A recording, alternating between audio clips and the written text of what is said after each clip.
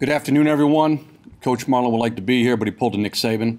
After we clinched the championship on Saturday, he got in a car and went recruiting, giving up this Sunday, which is the only day you have a chance to decompress and get ready for the next week. But he went over to the Panhandle to recruit, and he's coming back at some point today. Last week was a very challenging week for the Cajuns, going on the road to Troy, a team that can score from several different positions, from several different players. And then obviously at South Alabama, we haven't had a great deal of success, so we knew it was going to be a challenging week. Our kids responded. Obviously, we clinched the regular season championship, and now we're looking forward to Arkansas State on Thursday. That's our focus, and with that, I'll take questions. How much did clinching everything early like you guys did allow you to take this week to kind of maybe refine things and work on what you need to, not only for this week, but also heading into the We have not talked about clinching the regular season championship at any point in the last 2 weeks. We didn't look at dates, we didn't look at teams, we didn't discuss it with players. The only thing we were focused on was the next game at hand. And I think Coach Marlin does a really good job of getting his guys to live in the present. So the only thing we were focused on Thursday night at Troy was Troy. And then on Saturday, even though we had found out that Arlington had gotten beaten, that Arlington had beaten Georgia State, and then mathematically we were going to be the #1 seed regardless of what happened the rest of the way. We didn't address it with the players. Nobody talked about it. We just focused on what we needed to do against South Alabama. Now going into this week, all that #1 seed allows you to do is arrange your meals because you know what time you're playing. Really, that's all it does. Our focus is right now on Arkansas State. And this is something I think Coach has done a really good job of this year, getting guys to live in the present. This is the most important game on the schedule because it's the next game on the schedule, and that's what our focus is going to be. We don't have any long-range plans. We're not trying to game plan two weeks down the road.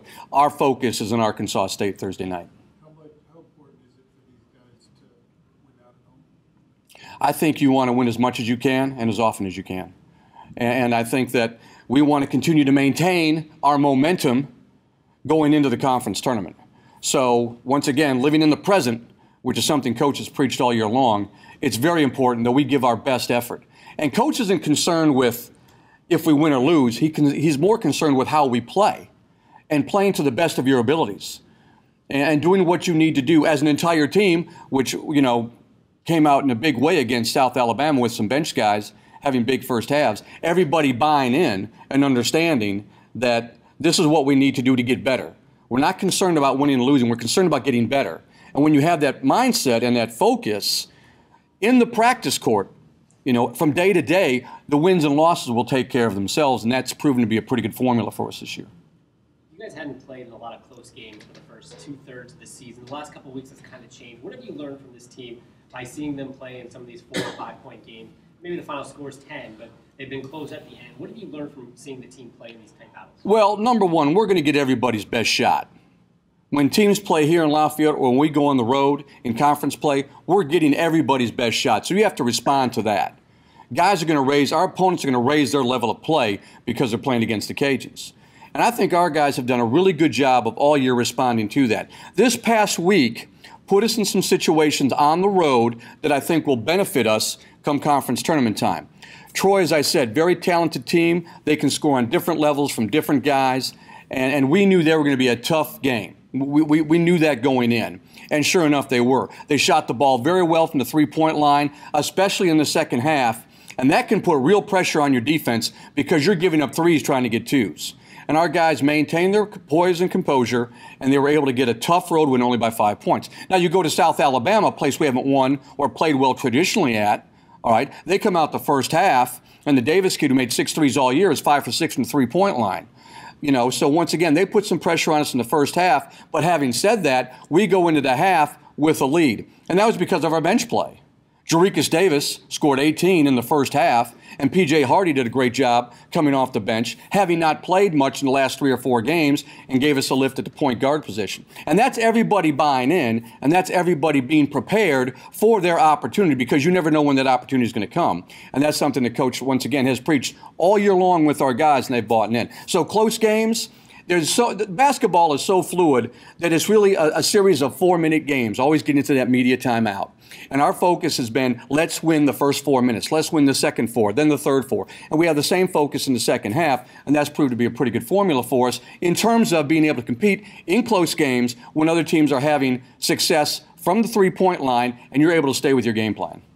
You guys have been good about chasing teams off of the three-point line. 25, though, made in the last 2 ball games. Right. Is that team specific to them, or was it a... Well, no, I think that hasn't changed since I've been here. You know, we want to run guys off the three-point line.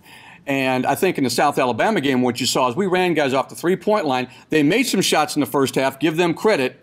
You know, it was senior night. As I said, we're going to get everybody's best shot. But we were able to attack the basket and get to the free throw line. But listen, it's a percentage thing. You know, the guy's 30 feet away from the basket. He's got a hand in his face. If he makes the shot, you tip your hat and you say, job well done. What we don't want to give up is uncontested threes. And we chart that, and we grade the film a lot on that. And that's one thing to give up an uncontested 3 versus a contested 3. And if your opponent makes the shot, like I said, you move on and go to the next play. So now you've got these contested 3s, but you're following three-point shooters. Yeah, well, but I think that's a byproduct of trying to get into their space, you know, and contest that shot. And you're going to have to live with that every now and then. I mean, if you're going to be aggressive on running guys off the three-point line and contesting shots, every now and then you're going to pick up a foul. And that's just something you have to live with. But we look at it from a statistical standpoint, you know, pros and cons. It's a better play for us to really put pressure on you from the three-point line and live with a foul every now and then. Once again, it's a mistake made through omission or commission, 2 completely different things. We don't, listen, we love it when guys play hard. And if you make a mistake because you're playing hard, we can live with that. Coach, you got Bartley, Washington Stove, they get discussed a lot with the media with us. Could you speak on Stalcup and Broussard, the other 2 seniors? And I guess you know, Jacob he's a Lafayette kid, as most people know. He's been here for 3 years. He has been a pleasure to be around.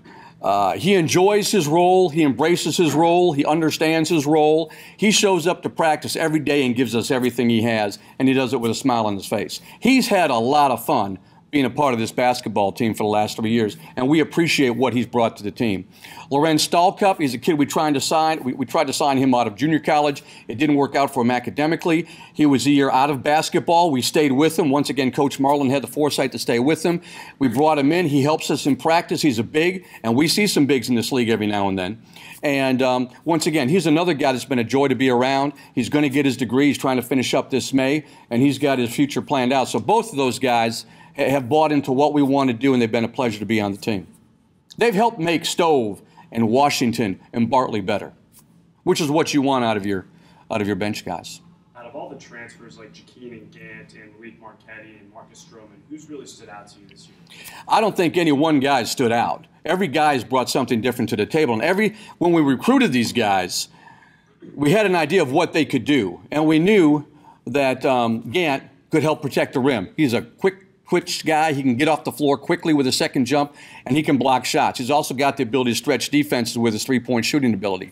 We knew Malik Marquetti was an all-around type guy that could shoot the ball and beat you on the drive and could also guard several different positions because of his size. And people forget Malik came to us having been chosen the captain of USC's basketball team. So he had some leadership qualities to him. And then Stroman, we knew could find the open guy. As a matter of fact, Stroman is sometimes, he gives up a layup to get a guy a 3. And we're telling them, take the layup. But all 3 guys, what they could bring, we thought they could bring, and they've done it in a really high level. You know, all those guys play to their strengths. They don't try to do too much.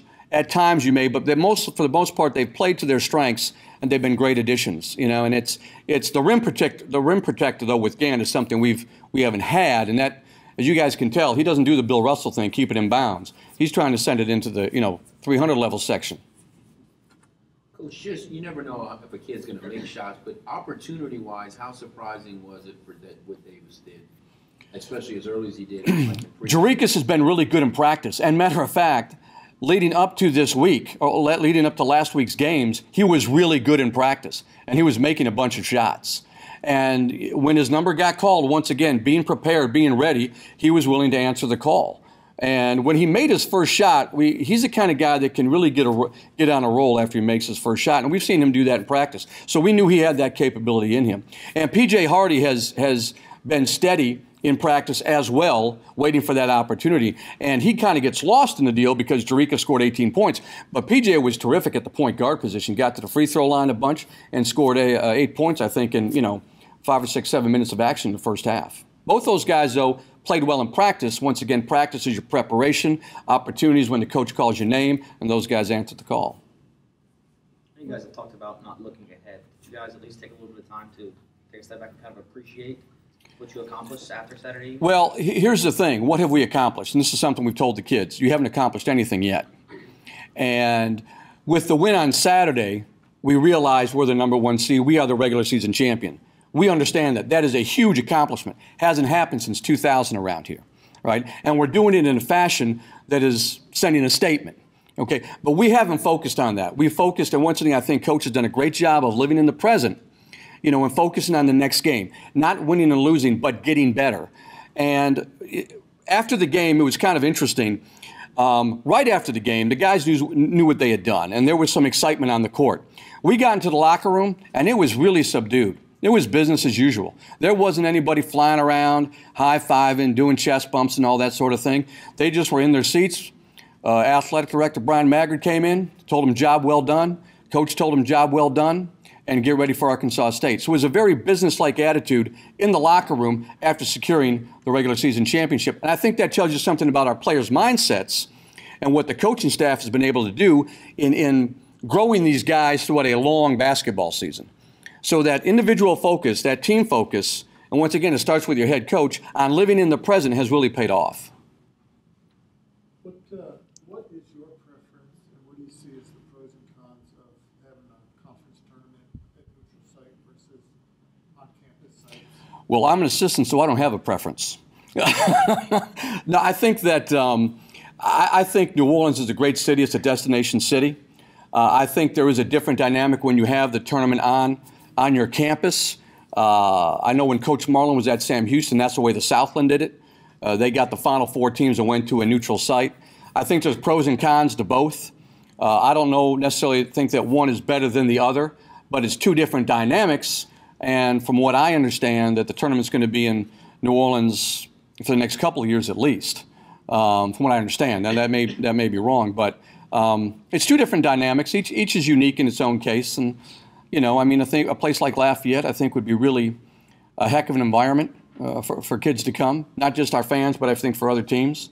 But also, New Orleans is a great city, destination city. New Orleans is, when you think of New Orleans, you think of championships, whether it's the NFL or the Sugar Bowl or basketball, and it's a pro city. So I think there's two different dynamics, and like I said, I'm not allowed to have a preference. I can have an opinion, but it's not worth much.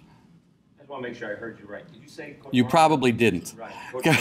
Coach Marlin doesn't care about winning or losing? No. The focus isn't on winning or losing. The focus is on preparation, all right, and playing to your abilities, to maximizing your abilities, and the wins and the losses will take care of themselves. So you care about the winning and the losing, of course. It's a bottom line. It's a bottom line business. But the focus isn't on winning or losing. The focus is on getting better every day. So yeah, you don't. If you care about winning versus getting better, you make mistakes. If you focus on losing as opposed to getting better, you make mistakes. Guys don't maximize their potential, and then you can get yourselves in all kinds of worry. But no, it's the focus on the here and now and getting better as a team and getting better as individuals.